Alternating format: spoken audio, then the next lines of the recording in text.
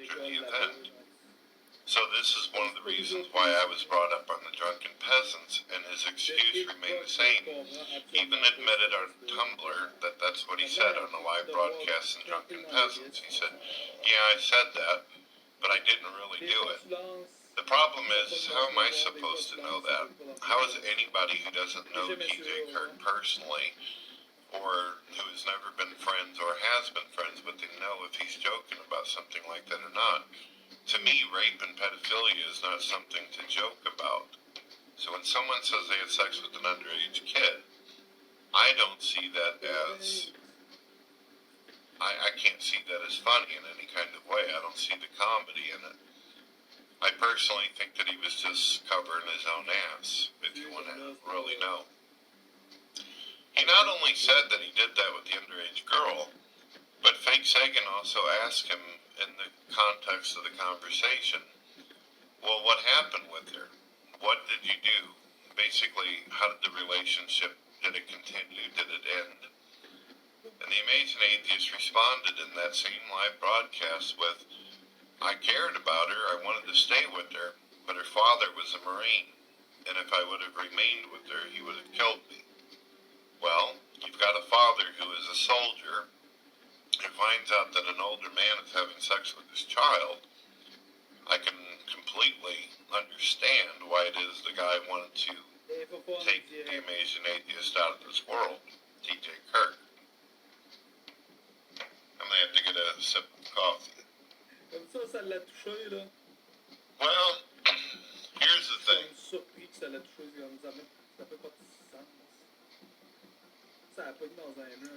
Due to me confronting the Amazing Atheist, even though I started out first and the Amazing Atheist came a year and a half later, the Amazing Atheist was someone who wanted to be an entertainer. He was someone who wanted to do comedy. He was someone who wanted to be bigger than life. And he started gaining subscribers immensely. He even went beyond me. As where I had like 10,000 subscribers, he began to blow up. And one of the reasons why was because when I did like him and I was friends with him, I plugged his YouTube channel all the time. I said that he is atheism. I actually represented him as what people should look forward to whenever they look at atheism, that they should plug his YouTube channel, that they should share his videos, like him up, and that they would not be sorry.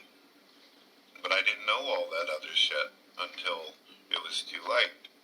So he ended up accumulating all my fans and subscribers, and then other people also liked him and felt like he had a lot of charisma, and they plugged his channel. And he ended up growing very quickly. He started going into 20,000 subscribers, 30, and just working his way up, and boom, boom, boom. Well, this posed a problem for me, because now I had less subscribers than him, and now he could say whatever he wants, and he had practically an entire army that was like sheep, who would listen to any bullshit story that he told. And the guy told a lot of bullshit stories. One, for example, and I have it on my BitTube, you can see for yourself, is he used to tell stories about how whenever he was young, that he was molested.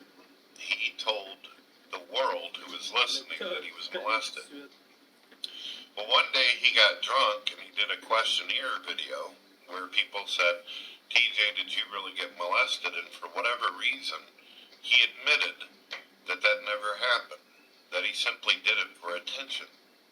And this made a lot of people pissed off, because basically what he was saying is he was pretending to be a victim of child abuse, but it never really happened to him, that he was just simply doing it so he could identify with people and also make people feel sorry for him.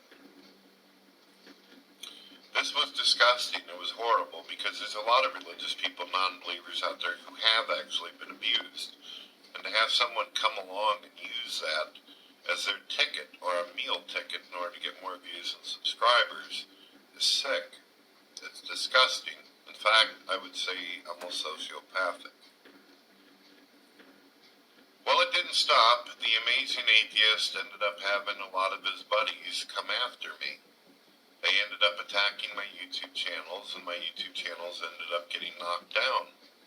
There wasn't a day that went by where I wasn't getting attacked by his people, because they liked him so much they didn't care that he may have had sex with a child. They didn't care because they figured he was already, their justification was, we all know that he's a disgusting person. We all know that he sticks bananas in his ass. We all know that he's this way and that way. But we understand him and we like him, so it doesn't matter what kind of immoral acts he may commit. Well, obviously that isn't going to work for me. You can't tell me someone's doing criminal behavior and bad things, and because you like them, that means they get off the hook. Well, after many videos and much time of aggravation between me and this jackass, I ended up finally saying, fuck it. And I left him alone. I stopped making videos to him. And for a long time, he stopped making videos to me. And it seemed as though we just simply went our separate ways. Well, a couple years later, after pure silence between the both of us, I got some YouTubers who came in my room and said, Brett, the Amazing Atheist is inviting you to come hang out on the Drunken Peasants show. Apparently, the Amazing Atheist had finally decided to open up his own podcast where he would have his friends on there and his brother, and they wanted to talk. Well, when this initially happened, you have to understand, years had gone by, and I didn't have any kind of anger or wild angst against the Amazing Atheist anymore. I was like, okay, whatever. I figured, why not? I'll go on there and see what he's up to. I didn't have any intention of fighting with him or arguing with him or giving him any shit. In fact, if you watch the first clip where they talk to me, I'm like, sure, I'll come on there. I didn't ask for any money. I didn't ask for anything from them. I said I would come on the show. Well, me and him ended up talking in the background, and I told him, I don't think it'd be very interesting if I sit there for 3 hours, just me, and then all you guys. Maybe the show would be more fascinating if I invited some other people, such as True Empiricism, G-Man, and Nephilim Free. The reason why I did this is because I actually was convinced that 3 hours of just talking to me would not be very exciting or entertaining. I was being humble. I thought if we bring in more people with different theological views and ideas, that the show might be a lot more exciting compared to just me against 4 guys just having a discussion. I was also a bit concerned. Even though I didn't have anything against TJ, I also believed that it was possible that it could easily be turned into a drama and I could be getting yelled at. But until that day, I was willing to go on for free. So as many of you know, historically, he allowed me to bring these guys on, and there was a discussion. Things got a little heated sometimes, but it was kind of chill. It just was what it was. And then I was invited again. I went on there, I didn't ask for any kind of money, I didn't ask for anything, but this time, Paul's ego ended up making a couple broadcasts before I came on again, talking some massive shit about me and going after the drama and the past historical shit. He even claimed to be some kind of historian, that I was a liar and a piece of shit, and that I twist things, blah, blah, blah, and I was duplicitous, yada, yada, yada. So when I got on the show, obviously I realized something was, things were going fucking stupid, and I gave Paul's ego some shit. I told him that he's a liar and basically a piece of shit and all that, and we ended up getting into it, and then we all ended up getting into it. Well, because of that, a lot of people got excited. They thought the drama was really fun. They liked the whole thing where we're all going after each other. We really appreciated that. That was exciting for the audience. So TJ Kirk and his drunken websites, they ended up asking, who would you like to see on the show? And the audience wanted another round of Brett Keane and the Amazing Atheist and blah, blah, blah. That's what they wanted. That's what they were paying for. So the Amazing Atheist got a hold of me on Twitter and he said, dude, we'd like to have you back on the show. The last one was really popular. We don't have any real hatred towards you or anything. We just want to be able to have a popular show. And I told him, I said, look, I don't mind coming on the show, but I don't want any of my loved ones being attacked. If you want to come after me and shit and you want to make your show popular, fine. I don't mind being the brunt of a joke. I'm open-minded enough to allow my friends or people out there that I may have some amount of respect for to have a good time at my expense if it will actually bring them views and popularity. Don't mind that. However, when I got on the show, they ended up bringing in my wife and bringing in my people that I love and care about whenever I specifically told them not to. And that is the reason why any other shows after that I was invited to, I required to be paid $1,000 per show. Now I'm going to tell you all something, and I've never said this before, but I never believed for a moment that anybody was going to pay me a fucking dime to come on that damn show. I didn't think that they gave a rat's ass about me. I never thought that they'd be interested. But TJ Kirk got a hold of me, and we talked. And he said, look, man, he said, we're making a lot of money doing our videos. We're making a lot of money selling t-shirts. We're making money doing this. And people really like to hear this bullshit between us. So I'll pay you $1,000 is what he said. Well, $1,000 is a lot of money for a guy who's poor, and I'm poor. That's good money that you can use money to take care of your family and all that kind of shit. So all I had to do is sit there for 3 hours and take a bunch of bullshit. On a lot of incidences, most people would probably notice, if you knew me and you watched the videos, that I more likely just sat back and allowed a lot of abuse and didn't really fight for myself or defend myself at all. I didn't really fucking care. At that point, it was just about, give me my fucking money, talk your shit, and I'm gone. But people still enjoyed it. They liked watching Paul's ego get excited. They liked watching TJ yelling and getting loud. So again, I was offered again and again and again. And each time I was paid $1,000 to come on there. And at that point, by the 4th or 3rd episode, I had gotten to the point where I was like, I really don't give a rat's ass what any of these people say about me. I'm just going to sit there and take the bullshit and get paid. And trust me, my kids got a lot of nice things out of it. I even told TJ Kirk on Twitter, I said, I appreciate you having me on the show. The money that you have sent my family has really helped out loved ones. I even made a video stating that the Amazing Atheist has paid me more money than any Christian organization or foundation or group of Christians together. I've even made videos in the past where I said that I made more money actually doing business with TJ Kirk than I have with anybody else.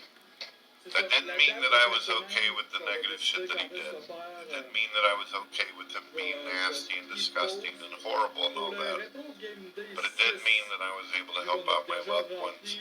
And it also gave me the opportunity a few times to be able to prove my point on what type of person he was and why we had the past like we did. So that was that. I don't know of any other questions that people are interested in. People mostly just ask me, what happened with you and TJ Kirk? Why did this happen? Why couldn't you be friends and all this? TJ Kirk has a history of throwing his friends under the bus. The only person that he stayed committed to thus far is Paul. And you can see in many, many Drunken Peasant shows that he gave Paul a lot of shit. He's done some really, really mean-ass things to Paul, and so has Scotty. But because Paul has absolutely no fucking self-esteem or confidence about himself, and he's severely depressed, he allows himself to be shit on. The same with the idiot named Egghead. Egghead obviously has no self-esteem or concern for himself whatsoever, and allowed himself to be the pig that gets punched throughout the entire podcast. And as many people know, I wasn't the only user the Drunken Peasants went after. They went after lots of YouTubers. The only difference between me and the others is I was the most popular person they ever had on their show. Nowadays, the show is dead. Deep Fried Fat is dead. They're hardly not getting any views. The Drunken Peasants is lucky to make it over 2,000 views 90% of the time. And they're losing a lot of money. They're bleeding money. The Amazing Atheist on his own YouTube channel is becoming irrelevant. He's got over 1 million subscribers, but it's obvious most of them are either fake, or they're sock accounts, or they're people that no longer exist anymore on the internet, because he can't break 100,000 views on 90% of his videos. And he usually takes 2 weeks to a month before he ever puts a new video up. And even after a month of sitting there, he cannot break 100,000 views. I think that I've done my job. I think that because of my interactions, because of my videos, and because of other people out there exposing the Amazing Atheist, I can see very clearly that he's becoming more and more irrelevant every day. He's literally fading out. And a lot of people don't know this, but that was TJ Kirk's worst fear. His nightmare was that at some point in time, he wouldn't be edgy no more. He wouldn't be considered important. He wouldn't be considered valuable to the atheist community. And even a great deal of atheists nowadays see him nothing more as a troll, see him nothing more as just a shit disturber, and they do not have the same consideration and respect for him that they used to. So as far as I'm concerned, those interactions I did on the Drunken Peasants, the negative interactions I had with him in the past, they've caught up with him. And I know what some people will say, the very few people who are still fans of him will say, well, Brett, your channel's dead, your channel's this. Well, I've been through 30 YouTube channels. This channel that I'm on is new, and it's steadily climbing in subscribers and views. And even if it wasn't, it wouldn't matter to me, because this is never what YouTube or social media has been about for me. If I can do live broadcasts and make a few friends, real friends out of it, then I've succeeded at what it is that I am ambitious about, what I desire. I don't give a fuck if I'm as popular as PewDiePie. I don't care if I have 1 billion subscribers. What I care about is being able to make friends with religious people and non-believers. And I've done well at that. I have a lot of friends. I have a lot of people who love me. I have people who would take a bullet for me. And that's all I ever wanted when I came to social media, was to be able to interact with other people. I didn't ever believe that I was going to become rich. I never believed for a moment, not one single time in my entire YouTube career, did I ever think I was going to get wealthy, or be on the cover of magazines, or be on the fucking news, even though somehow I did manage to get on CNN once, folks. I don't know if a lot of you knew that. I got to be on CNN. It wasn't the greatest thing in the world, and it sure wasn't so fantastic when TJ Kirk appeared on it either. But it was what it was. A guy like me actually managing to be seen or shown anywhere and shit was impressive to me. I never thought anybody would actually give a fuck, to be honest with you. Well, that's the story. If anybody has any other questions, as far as I'm concerned, this ends it for me with the drama. This ends it with me telling my side of the story. I've done part 1 where I talk about reporting and what kind of stuff I report. I admit to reporting people. I don't admit to false flagging, because it's something I've never done. I only report people if I think it's valid and they've done something extremely terrible. I've also talked about the video of people making accusations of domestic abuse and terrible, awful things. I've responded to all that. So now I've got a video that I can give people when they have questions about it. And this is the last thing, because it's really the only major drama I've ever had on the internet was between me, this guy, and a whole bunch of his audience members. I don't have any drama or hatred with religious people of different faiths. I have a lot of friends like that, and I'm also steadily, every single day, making more friends that are non-believers, and I still have non-believer friends from my past. That's where I'm at. This is my story. And I think if anyone out there is rational or logical or has any fucking moral decency, you can understand why it is. I went after TJ Kirk in the past. I think he was fully deserving of it. I think that if someone like this had sex with your child or was talking about how you masturbated to your child, you would be pissed off too. God bless. Il y a vraiment beaucoup de possibilités de modifier genre ton parcours puis l'utilisation que tu vas faire de ton personnage. Well, hello, ladies and gentlemen. My name is Brett Keene from God TV Radio, and I wanted to let you all know that the Drunken Peasants breaks community guidelines in terms of service on YouTube. Let me explain how so. According to the terms of service, it states this: you are not allowed to harass people. You are not allowed to make abusive videos towards people or comments or messages revealing someone's personal information, maliciously recording someone without their consent. I've never given the Drunken Peasants consent to take my footage or record any of my live hangouts and place them on their own videos and monetize them. Deliberately posting content in order to humiliate someone, I think we've all got it figured out that that's the entire point of the Drunken Peasants, was to try to humiliate me, as well as many other religious people out there. I don't know if a lot of you realize this, but Christianity is actually considered, because of it's a religion and a faith-based practice, it's considered a protected group. Attacking Christians is not acceptable on YouTube or by Google. Making hurtful and negative comments videos about another person. They made entire segments, entire series about me on the Drunken Peasants. Unwanted sexualization, which encompasses sexual harassment or sexual bullying in any form. There's a video out there with TJ actually talking about a dirty dream that he had about him having sex with me in his own video. Incitement to harass other users or creators. Not only did the Drunken Peasants harass me and also send their audience to aggravate me, but they did it to Tommy Sotomayor as well as many other YouTubers out there.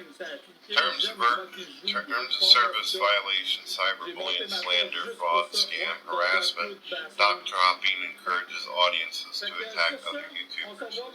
As you can see, the Drunken Peasants, as well as with Ben, they violated every single one of the things that I have read off of the terms of service and community guidelines of YouTube.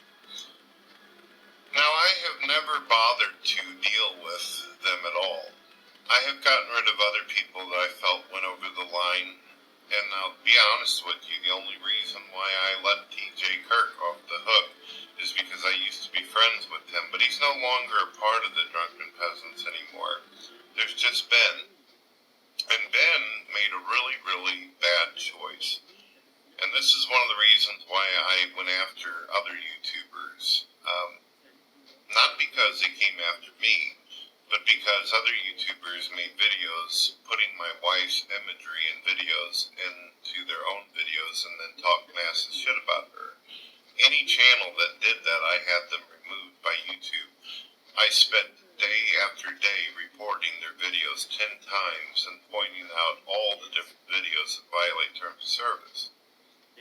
And now I'm going to do that to Ben the Drunken Peasants. I am going to have the Drunken Peasants removed completely off of the internet. And anybody that copies their videos having to do with my wife or my son or my family, I'm going to report that as well. Why have I made the decision now and not before? Because the videos that were done towards me, I didn't care. I have no care in the world about people trying to embarrass me or say naughty things or whatever. However, Ben went over the